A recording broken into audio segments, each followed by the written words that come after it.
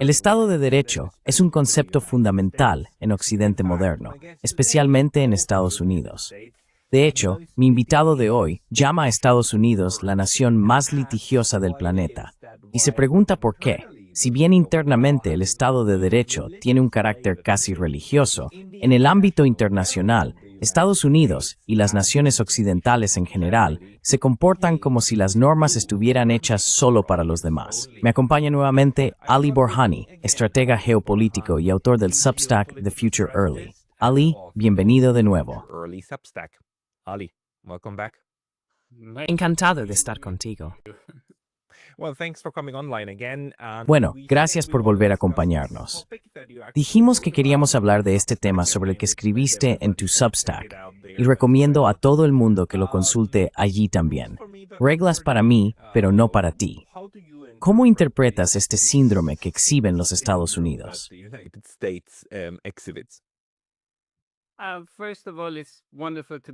Antes que nada, es maravilloso volver a Neutrality Studies en un momento en que este espíritu litigioso se muestra en todo su esplendor. Mientras hablamos, el presidente Trump está demandando a la BBC por un fragmento de discurso mal editado. Llevo mucho tiempo dándole vueltas a esta idea. Pero para ofrecer un poco de contexto y antecedentes sobre la litigiosidad y el espíritu de litigio, me quedé sorprendido cuando descubrí que cada año hay unos 50 millones de casos judiciales en Estados Unidos. ¿15? ¿1-5? No. ¿5-0? ¿5-0? Sí, 5-0. Cada año hay 50 millones de casos judiciales en Estados Unidos, lo que equivale a que toda la población de España estuviera en los tribunales como demandantes o demandados. En conjunto, la litigiosidad representa aproximadamente entre el 2% y el 3% del PIB interno de Estados Unidos, aunque parezca increíble.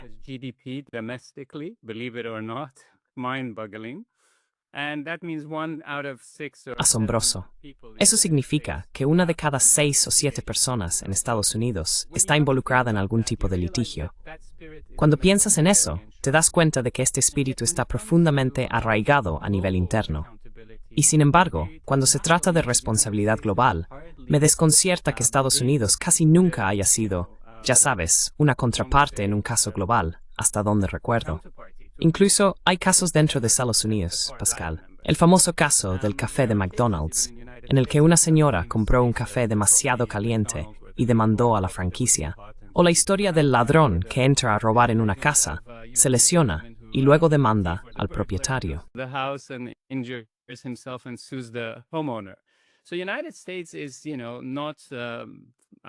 Así que Estados Unidos no es ajeno a los litigios. Pero cuando se trata de la responsabilidad global, es una paradoja. Ha esquivado, o quizá casi nadie ha llevado a Estados Unidos ante los tribunales. Y eso me ronda la cabeza. Todo este espíritu de intervención y guerras eternas, cambios de régimen, operaciones encubiertas y ahora abiertamente manifiestas, como con Venezuela, de lo que hablaremos. Y el hecho de que nadie diga, oye, Estados Unidos, amigo, ¿qué es esto? Te voy a llevar a los tribunales. Todo empezó en 1953 en Irán, con el derrocamiento de Mossadegh y del gobierno democráticamente elegido allí.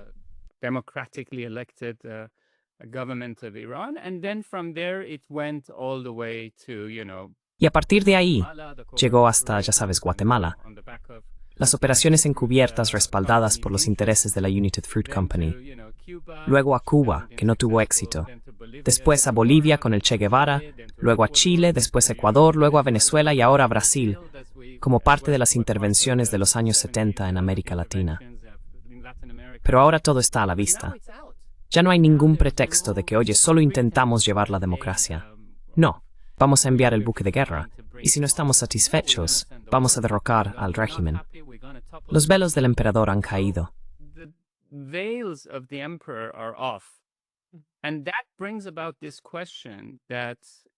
Y eso plantea esta pregunta.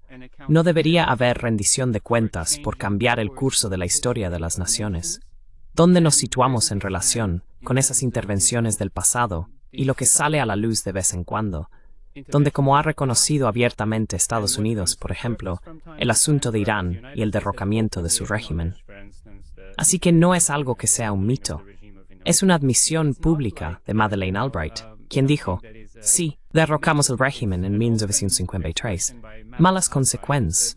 Pero aún así, aquí hay de creer que se encuentra la premisa de exmitrabasmo, en el excepcionalismo.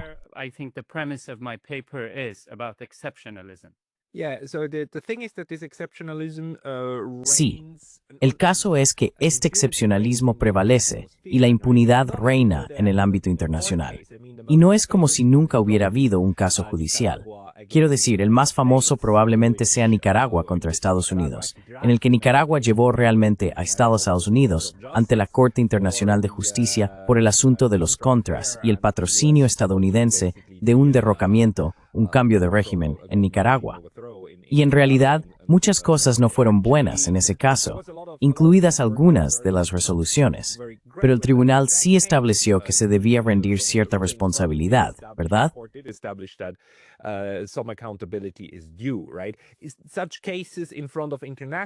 Casos de este tipo ante tribunales internacionales no ocurren con frecuencia. Actualmente tenemos uno nuevamente contra Israel y así sucesivamente, y de vez en cuando también contra Estados Unidos. Pero en general son muy escasos. Y las consecuencias son más que dudosas, porque la CIJ, por supuesto, para aplicar cualquier decisión, necesita al Consejo de Seguridad si las partes no lo hacen por sí mismas. Y por supuesto en el Consejo de Seguridad está Estados Unidos.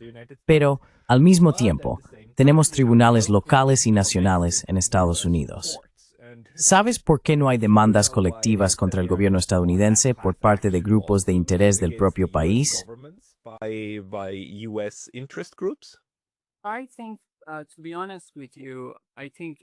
Creo que, siendo sincero contigo, el ejemplo que mencionas es un caso muy aislado. En la mayoría de los casos, es Estados Unidos contra el mundo, y Estados Unidos actúa por adelantado. Es como, de nuevo, siendo sincero contigo, si uno quiere usar una metáfora, como un ladrón que entra a robar en una casa, se lesiona y luego demanda al propietario.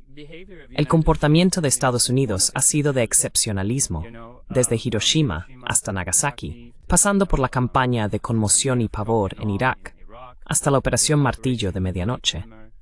No hay sensación de que nada de esto esté mal. Y creo que las naciones, por sí solas, tienen muy poco margen o capacidad para actuar de manera eficaz, individualmente.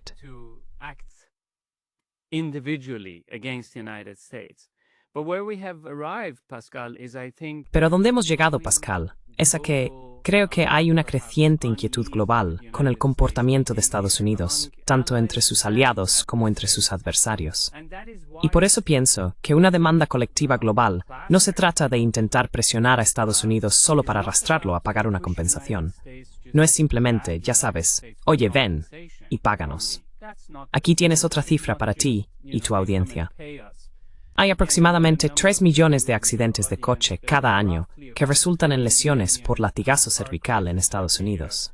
La compensación media por una lesión de cuello o latigazo cervical ronda los $20,000. Varía entre $10,000 y $50,000. Si lo multiplicas, eso da unos $60,000 millones en compensaciones por lesiones de latigazo cervical cada año en Estados Unidos, ¿verdad?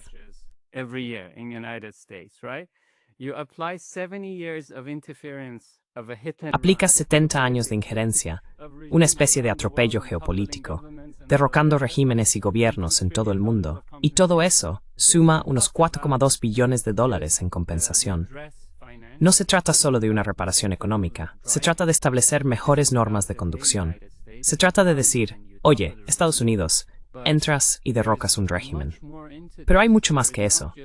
No es solo que cambies un gobierno.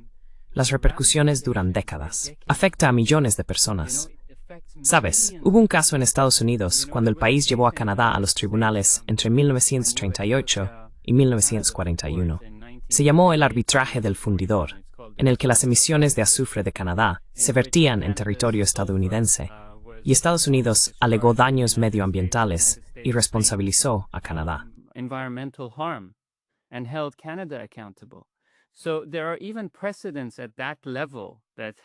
Así que incluso hay precedentes a ese nivel, como decir, oye, viniste y dañaste mi entorno. Como Estado-nación, tienes que rendir cuentas, aunque seas mi vecino amistoso, Canadá. Entonces, ¿qué pasa con todas esas huellas de emisiones que provienen de guerras y operaciones de cambio de régimen? Estamos al borde de la COP30 y de la era climática, ¿verdad? Así que no se trata solo de que Estados Unidos viniera y derrocara a Mossadegh, luego llegara a la era del Shah, después la revolución, y más tarde, 8 años de guerra con Irak que Estados Unidos apoyó directamente. Son operaciones que duran décadas y dejan cicatrices permanentes en la psique de millones de personas.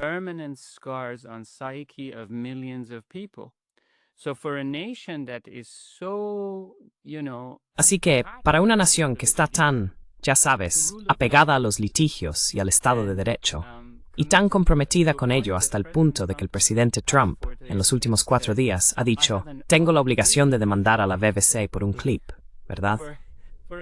¿No deberían otras naciones tener la obligación de unirse como un sur global, una comunidad de mayoría global? Porque en casos aislados no tienen ninguna posibilidad, de ninguna manera. ¿No deberían los BRICS Plus? ¿No debería el sur global decir, esta es la lista de nuestros agravios? Podemos vincularla a un diálogo en el que al menos Estados Unidos visualice lo que ha hecho con el curso de nuestro destino, nuestra historia y nuestra población.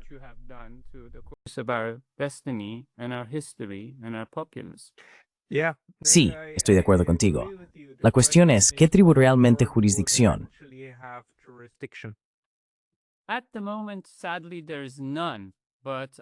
En este momento, lamentablemente, no hay ninguna.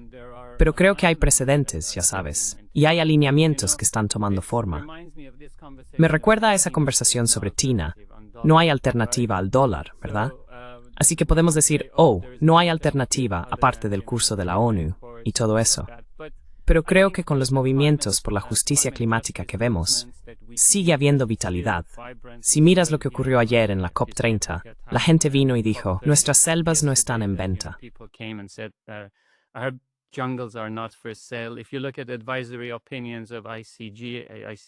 Si observas las opiniones consultivas de la CIJOCA, como bien has dicho, sobre los fondos de pérdidas y daños en el marco del Acuerdo de París, y creo que, ya sabes, la litigación estratégica en los tribunales internacionales y nacionales, no faltan bufetes de abogados estadounidenses muy competentes que estoy seguro se encargarían de ello. Quiero decir, créeme, si alguien va a asumir esto, sería un bufete o un abogado estadounidense, o diría un árbitro con conciencia cívica y orientación hacia la litigación, ya sabes, porque no va a suceder en los tribunales de Delhi, o no sé.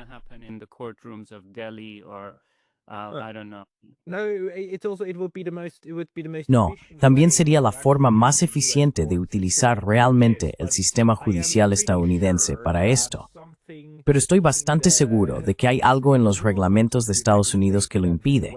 Porque, en teoría, ¿qué impediría que una víctima iraquí de una bomba de racimo estadounidense demandara al ejército que lanzó esa bomba sobre ella? ¿Verdad? Pero estoy bastante seguro de que hay algún párrafo en alguna parte de los reglamentos de Estados Unidos que dice algo como, por cierto, las acciones realizadas por el ejército no pueden utilizarse en casos judiciales contra el gobierno estadounidense.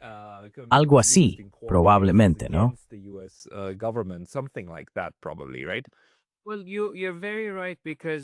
Bueno, tienes toda la razón, porque existe este estatuto codificado, la Ley de Inmunidades Soberanas Extranjeras de Estados Unidos de 1976, y también la Ley de Inmunidad del Estado del Reino Unido de 1978, que establecen que un Estado soberano no puede ser demandado normalmente en los tribunales de otro Estado sin su consentimiento. Y eso es alucinante. Básicamente, es como decir que en principio, un ladrón podría declarar de antemano que no puedes demandarlo si entra a robar en tu casa, en tu propio tribunal, en tu propio barrio, ¿verdad? Pero eso no elimina la responsabilidad. Y quiero dejarlo claro, Pascal, esto no se trata solo de retribución.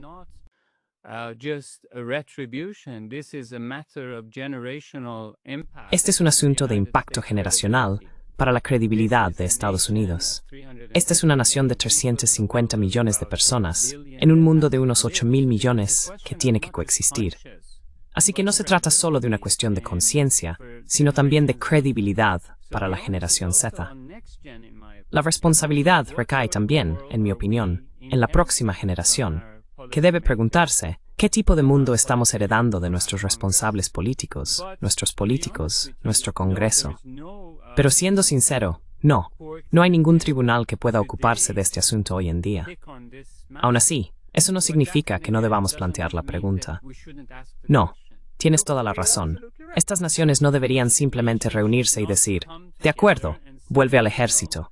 Okay, and you go back to military, and I don't even want to go just to that direction of. Y ni siquiera quiero ir en esa dirección de, ya sabes, uranio empobrecido, Fallujah, Irak, y la Little Boy que se lanzó sobre Hiroshima y la Fat Man que se lanzó sobre Nagasaki. Los nombres en sí mismos son alucinantes, ¿verdad? Pero ese no es el punto. Quiero decir, mira Pinochet, se estaba presionando para que fuera extraditado. Así que sí, hubo todo ese forcejeo entre España, Chile y el Reino Unido, porque el Reino Unido fue un gran protector de Pinochet en la época de Thatcher y todo eso. La pregunta clave aquí es, ¿cuál fue el papel de Estados Unidos en Pinochet y en el derrocamiento de Allende? No todo esto tiene que ver necesariamente con las Fuerzas Armadas. También se trata de operaciones encubiertas. Pero cuando vienen y lo reconocen, es simplemente asombroso.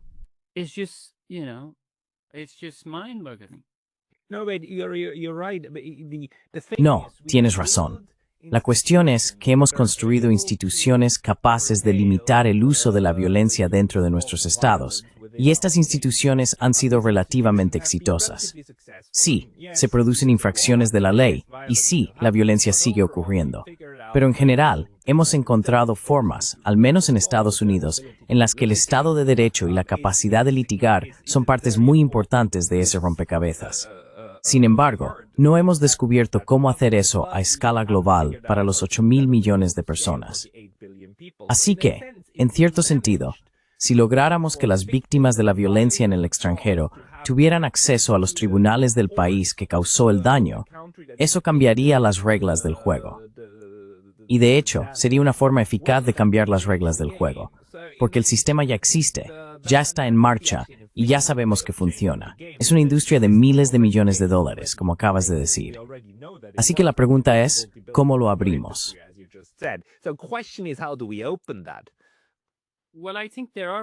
Bueno, creo que también hay precedentes para eso. Si recuerdas, después de que Irak ocupó Kuwait, los tribunales internacionales obligaron a Irak a participar en un programa de compensación de varios años para pagar $52.000 millones a los kuwaitíes. Pero esos son tribunales internacionales, no es un tribunal nacional. No, estoy de acuerdo contigo. Pero lo que intento decir es que incluso hay precedentes como, oye, vienes y ocupas un país, ¿no? O atacas un país, tienes que pagar una compensación. Entonces, ¿por qué no se aplica lo mismo cuando es una gran potencia la que ataca a una nación más pequeña? Porque son ellos los que tienen que recoger las bombas. Cherry 3 the issue is East Sudancy. Estados Unidos incluso tiene una ley que le permite, a nivel interno, ir e invadir La Haya si fuera necesario. En caso de que alguna vez una persona estadounidense o un aliado fueran detenidos por la CPI, como realmente encarcelados por la CPI. Así de lejos llegan las leyes nacionales de Estados Unidos para proteger su capacidad de proyectar fuerza en el extranjero.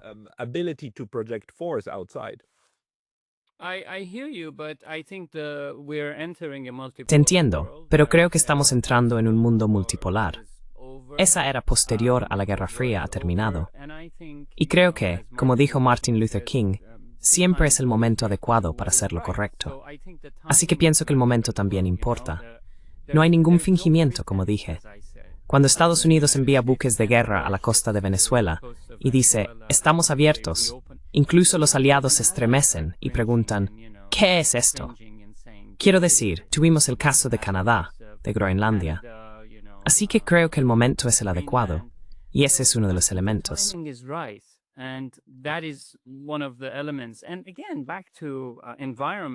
Y de nuevo, volviendo al medio ambiente y a la COP30, en la que estamos inmersos. Muchas de estas operaciones no se refieren solo al niño sin una extremidad, o ya sabes, al problema de las ciudades erosionadas y los cientos de miles de casas y fábricas, etc. Se trata de la degradación del suelo. Se trata, ya sabes, de los climas y las temperaturas en las zonas del sur del Golfo Pérsico y en las partes meridionales de Irán e Irak, donde todos los humedales han desaparecido. Toda la biodiversidad ha desaparecido. Las temperaturas en los meses de verano, julio y agosto, están registrando más de 50 grados en algunas ciudades. 50 grados. 50%. In cities, 50%. 50 Celsius, sorry, 50 Celsius. 50 grados Celsius, perdón, 50 grados Celsius, por encima de 50 grados Celsius. Un aumento de, ya sabes, 4,5-5 grados en los últimos 20 años. Es alucinante. Y cuando hablas con personas que están al tanto, te dicen, sí, por supuesto, el medio ambiente ha sido brutalizado, degradado, ya sabes, la contaminación del suelo. Luego tienes refugiados y migrantes como resultado de todo esto. Después llegan a las costas de Europa en pateras y barcos. Oh, Dios mío, toda nuestra desdicha se culpa a los refugiados que llegan. Pero no vamos a la raíz y preguntamos, ¿cuál es el impacto de estas acciones? ¿Cómo nos está afectando esto como colectivo? Ya sabes, organismos genéticamente modificados, organismos modificados e interferidos geopolíticamente, no es bueno para nuestra salud. It's not good for the health. No, en absoluto, en absoluto. Y por eso precisamente necesitamos encontrar soluciones para ello. Pero en cuanto los actos de violencia o los actos de daño ecológico cruzan la frontera, en cuanto alcanzan el nivel internacional, se vuelven mucho más difíciles de gestionar a través de los tribunales. Aunque a pequeña escala, existen formas de hacerlo. Es decir, en realidad tenemos maneras de tratar con empresas internacionales, ¿verdad? A través de los sistemas de tratados creados, de las opciones de litigio disponibles en distintas jurisdicciones, incluyendo ideas como la jurisdicción universal, donde un Estado puede, si hay una entidad en su territorio, incluso si el acto no se cometió allí, emprender acciones contra esa entidad si se establece que se trata, por ejemplo, de una cuestión universal de derechos humanos. Pero resulta mucho más difícil hacerlo con los gobiernos. Por ejemplo, tú resides en el Reino Unido. ¿Conoces casos en los que grupos locales hayan emprendido acciones contra otro Estado dentro del Reino Unido?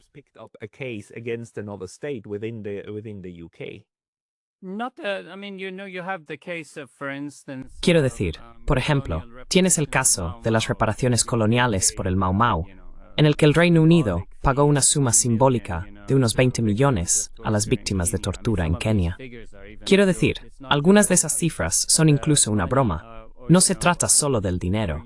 O como dije, el caso del Reino Unido, o el caso de la ONU con Irak y Kuwait, no lo conozco en detalle, pero no creo que encuentres muchos casos así entre los aliados occidentales o los estados vasallos, porque forman parte del conjunto de espectadores, ya sabes. Así que, no diría que Irak, en particular, fue algo exclusivamente de Estados Unidos.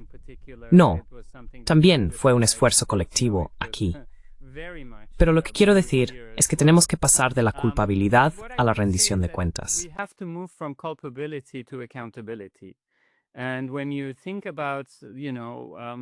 Y cuando piensas en esta idea del terrorismo, que el terrorismo es horrible, que es el uso de la fuerza y la coerción para imponer un cambio político, sí, es horrible, en mi opinión.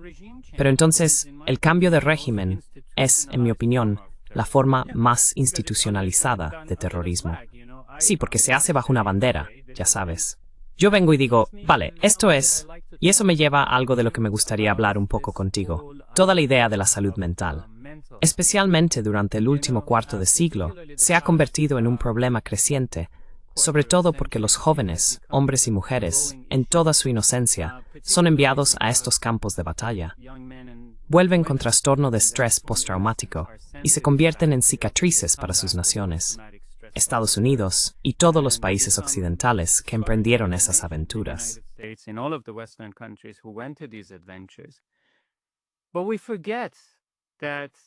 Pero olvidamos que el TEPT no pertenece solo a los veteranos que regresan.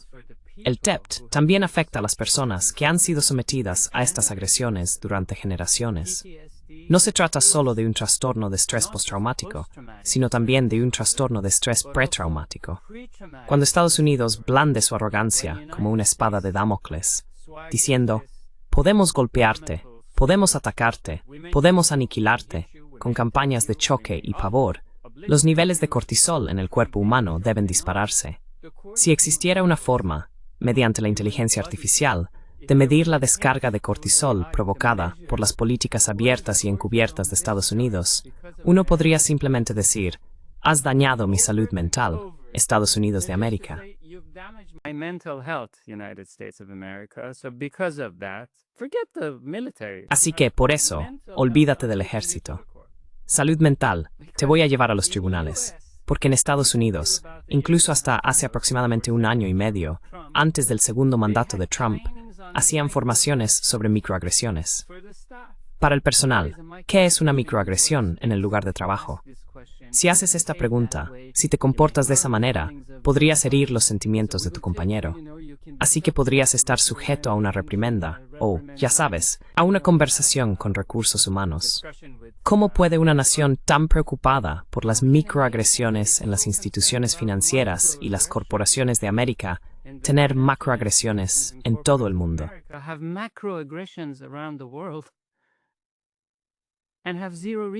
Y no tener ningún recurso. Bueno, ya sabes, este es un caso de decir, basta de excepcionalismo, somos un organismo y tenemos que trabajar juntos. Este es el tipo de cosas que me gusta plantear como diálogo. Ya sabes, no tiene por qué convertirse en un caso judicial. Tienes razón en eso. Tienes toda la razón. La pregunta es, y hasta ahora nadie ha respondido a esto, ¿cómo construiríamos eso? ¿Cómo obligamos a que el sistema estadounidense y el sistema judicial europeo se abran a las víctimas de la agresión externa? Quiero decir, obviamente la respuesta sería mediante un acto parlamentario, ¿no? Es decir, el Congreso en Estados Unidos, la Cámara de los Comunes y los Lores en el Reino Unido, y así sucesivamente.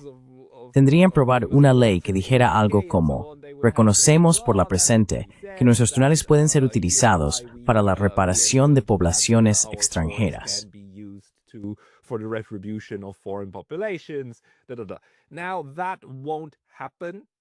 Ahora bien, eso no ocurrirá, porque las personas que ocupan esos cargos son plenamente conscientes de que esto les quitaría a sus estados la capacidad de gobernar con impunidad, que es precisamente lo que desean.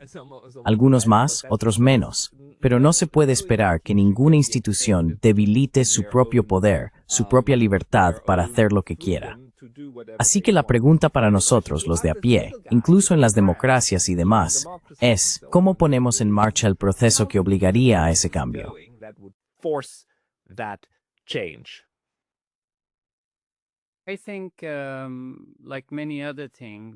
Creo que como muchas otras cosas, siempre se trata de poner sobre la mesa el pensamiento, la idea y la pregunta. Muchas de estas cuestiones, en mi opinión, son como el micromecenazgo. Y con el micromecenazgo, creo que necesitamos financiación moral. Necesitamos, en mi opinión, un registro global de responsabilidades que examine las agresiones pasadas e incluso las que aún continúan. Es decir, algunos de estos documentos están siendo publicados, divulgados y desclasificados, así que ya están ahí. La pregunta clave es, si empezamos incluso solo en América Latina, olvidémonos del resto del mundo.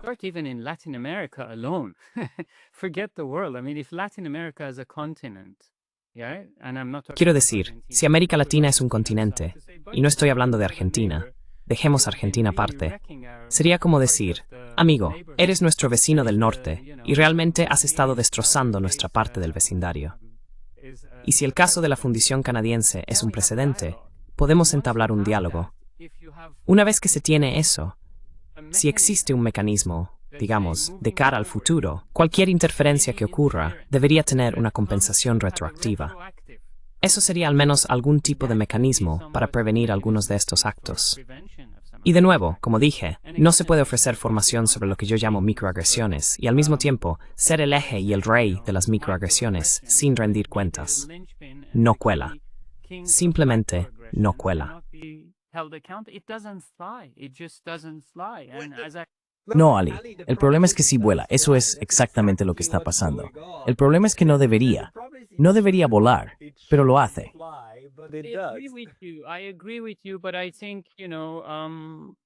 Estoy de acuerdo contigo, pero creo que, ya sabes, como en todo lo demás, existe este factor de un modelo alternativo. Así que ahora, por mucho que no nos guste China en todos sus aspectos, y China también tiene sus propias limitaciones, hay una gran potencia que compite no solo en la carretera con BYD y Tesla, no solo con DeepSeek y OpenAI, sino que también está presentando una iniciativa de seguridad global alternativa, una iniciativa de civilización global. ¿Verdad? Así que manaport Shrewsbury Widsgra, se está smant. All lust titiland in Notre Gars, Coaser Global Observalversianda. Oh, esa sí tiene razón.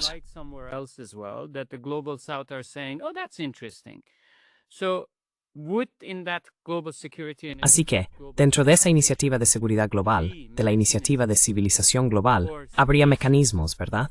O espacios que digan, amigo, este es tu balance y tu libro de cuentas por el desastre que has creado durante los últimos 70 años.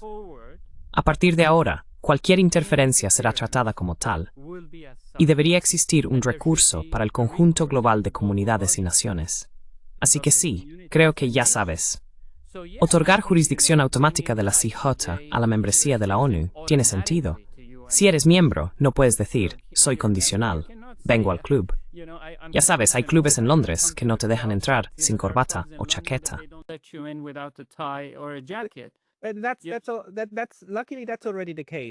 Por suerte, eso ya es así.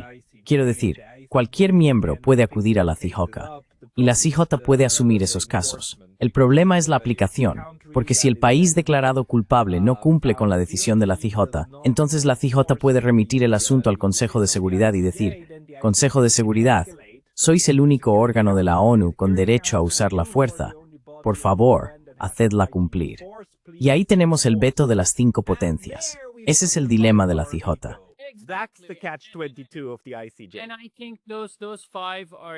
Y creo que esos 5 son, en muchos sentidos, ya sabes, por mucho que en apariencia tengan sus propias dinámicas, seguirá habiendo espacio y oportunidad dentro de las realidades del momento.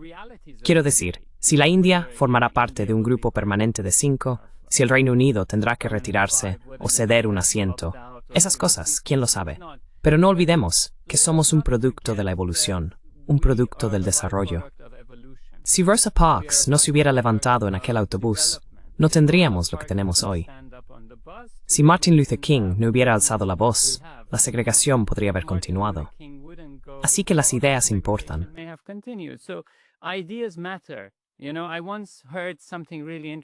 Una vez escuché algo realmente interesante.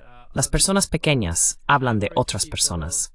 Las personas promedio hablan de acontecimientos. Y las grandes personas hablan de ideas. Por eso los estudios sobre la neutralidad son un buen foro para todos. Y lo planteo como una especie de demanda colectiva global contra Estados Unidos. Si tuviera la solución, habría empezado por 1953 y por Mossadegh. Pero creo que hemos llegado al punto en que debemos decir, de forma retroactiva, este es el balance. Esta es tu deuda de tarjeta de crédito, o la falta de crédito, que has estado acumulando a través de golpes, operaciones y demás. De ahora en adelante, el tipo de interés se está disparando.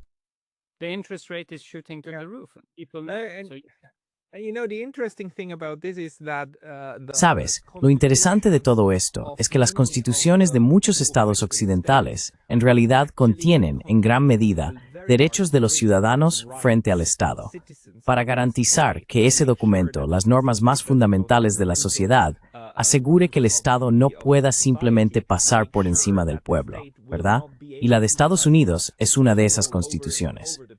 Otro ejemplo es la ley fundamental alemana. No la llaman constitución, sino ley fundamental, que básicamente incluye partes importantes que dicen, no, hay cosas que el Estado no puede hacer, y el individuo tiene realmente el derecho a defenderse del Estado, ¿verdad? Así que, y por supuesto, toda esta parte de los litigios y demás se basa en la idea de que no, no, no.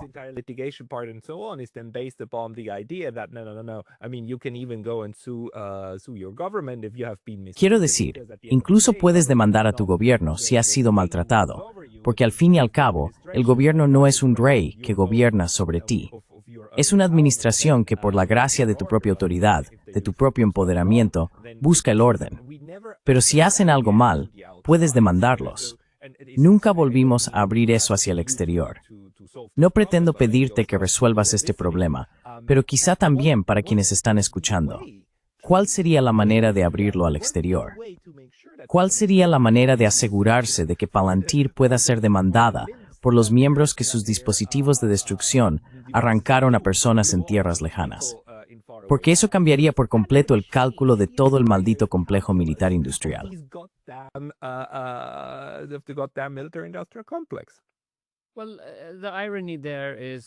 Bueno, la ironía ahí es, volveré en un momento a lo que podemos hacer, pero la ironía es que cuando veo, por ejemplo, los Juegos Invictus aquí en el Reino Unido, que son para los veteranos, ya sabes, el patrocinador al lado del campo, estos hombres realmente jóvenes, guapos y sanos que fueron a la guerra en Irak y volvieron sin extremidades, y luego el patrocinador de los Juegos al lado es Boeing. Sabes, lo que intento decir es,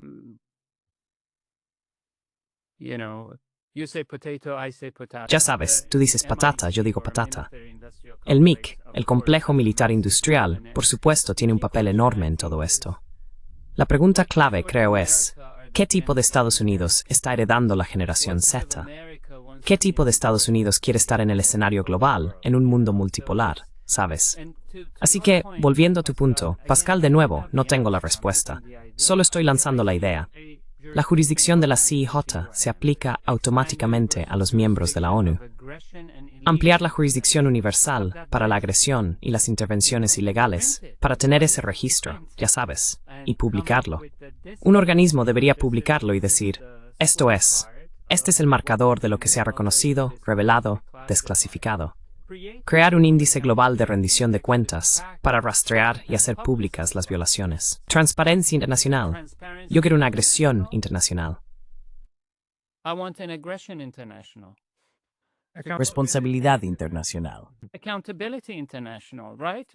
Responsabilidad internacional, ¿verdad? ¿Qué es eso? Ya sabes, todo este marco de justicia climática y de reconstrucción. Tengo una propuesta. Digo que necesitamos un conflicto global del carbono. No, una brújula y una tarificación global del conflicto del carbono. Ya sabes, ¿cuál es el tonelaje de combustible para aviones que se utiliza?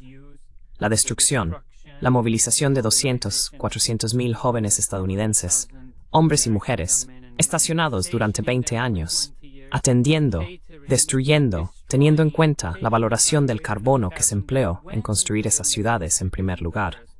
Luego la guardia costera y el combustible marino que utilizan, y el desplazamiento, y luego la reconstrucción de millones de hogares, y la aviación y el combustible de aviación civil que tiene que evitar esos espacios aéreos. Es alucinante, por supuesto que lo es. Y estamos ahí sentados diciendo, Pascal, por favor, no uses ese tronco de madera en tu barbacoa porque estás emitiendo. Y si no apagas las luces antes de las 8 de la tarde, entonces eres una mala persona. Es por tu culpa. Es una locura, Pascal.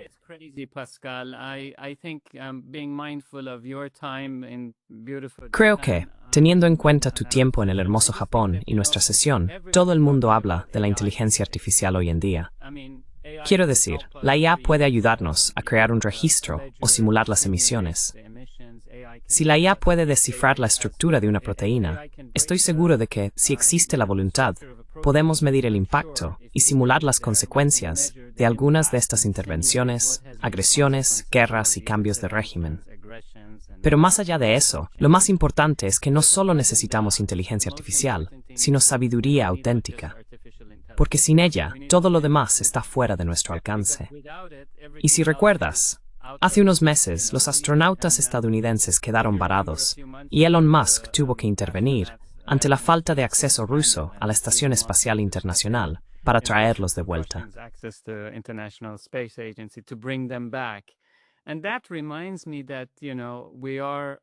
Eso me recuerda que somos seres humanos terrenales. Incluso aquellos que van al espacio exterior quieren volver. Así que más vale que aprendamos a coexistir y vivir juntos. Romperé el mito de que fue Martin Luther King quien lo dijo. En realidad fue Theodore Parker, quien en el siglo XIX, en un sermón, dijo algo como: no pretendo comprender el universo moral, El arco es largo. Mi vista alcanza muy poco. No puedo calcular la curva ni completar la figura por la experiencia de la vista. Puedo intuirla por la conciencia. Y por lo que veo, estoy seguro de que se inclina hacia la justicia. Así que mi esperanza es que nos inclinemos hacia eso. No tengo la respuesta para ello. Sí, no, tienes razón.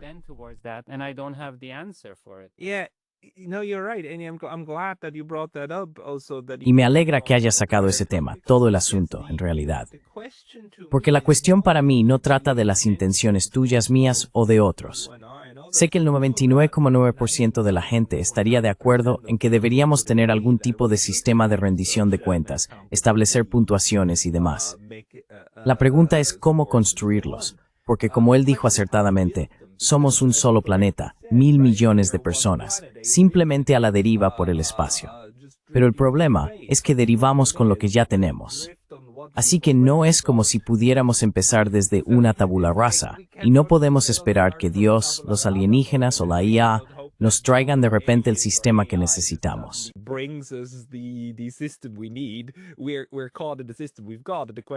Estamos atrapados en el sistema que tenemos. La pregunta es, ¿cómo ajustamos el sistema actual para llegar a uno mejor? Creo que lo que has señalado es que ya existe un sistema en funcionamiento. Funciona internamente, pero no externamente. No funciona a nivel internacional. Entonces, ¿cuál es la idea brillante? ¿Cuál es la única cosa que necesitamos para unirlos y hacer que funcionen? Bueno, obviamente ninguno de nosotros lo sabe, pero si alguien ahí fuera lo sabe, por favor que nos envíe un correo electrónico. ¿Cuál es el mecanismo? ¿Cómo creáis ese mecanismo?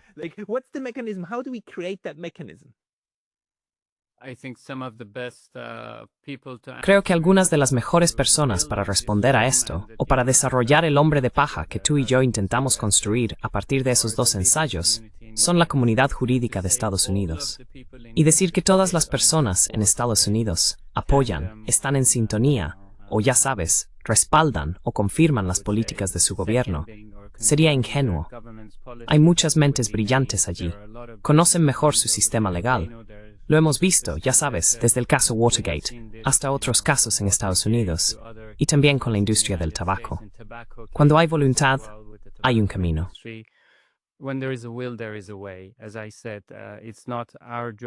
Como dije, no es nuestro trabajo decir, siempre ha sido así, así que tiene que seguir siendo así. Y tampoco es nuestro trabajo decir, aquí tienes una varita mágica. Nuestro trabajo es mantener las conversaciones, los diálogos, y reconocer que existe un problema colectivo y global de salud mental, y que no podemos ser tacaños en lo pequeño y derrochadores en lo grande cuando se trata de la integridad moral. Preocuparnos por las microagresiones, y al mismo tiempo, actuar con total libertad ante las macroagresiones. Esa es mi opinión. Sí, no debería ser así. Lamentablemente lo es, pero no debería. Así que de nuevo, la cuestión es cómo solucionarlo. Pero Ali, muchas gracias por sacar este tema. Gracias por señalar este problema que... Nuestras sociedades, especialmente en Occidente, tienen estos elementos contradictorios. Muy contradictorios. Hipócritas, en realidad. Las personas que quieran encontrarte deberían ir a tu Substack, Future Early. ¿En qué otros lugares pueden encontrarte?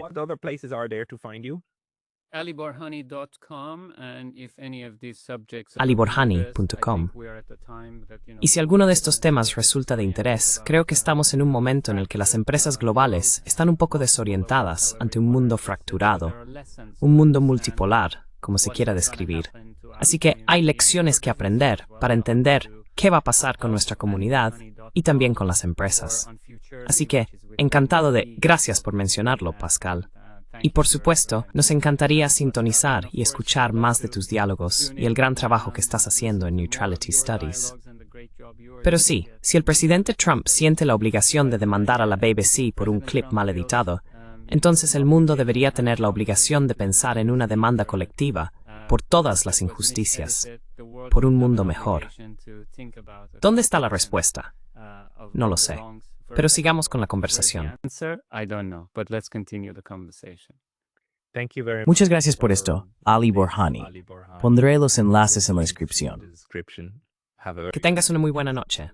Adiós. Bye.